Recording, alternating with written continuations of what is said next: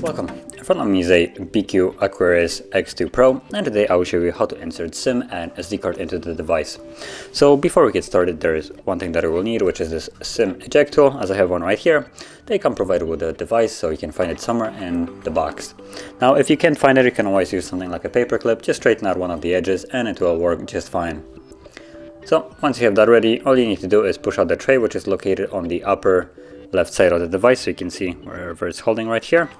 Just push it out and you will see that the tray comes out, and from here you can pull the tray out completely and you have access to a single SIM tray and one SD tray, like so. Or you can actually substitute the SD card for another SIM card. So as you can see, there's one. Just dump it quickly, and the second one I think goes like this. There we go. So you just place the second one like so. And you can see that there are two. Now I'm gonna actually demonstrate it with SD card and SIM card. So like so. And you can see. Now before you put it in, make sure that both of the cards are laying flush on the tray. And then what you want to do is, while holding it securely, you want to slide it back into the device. Like so.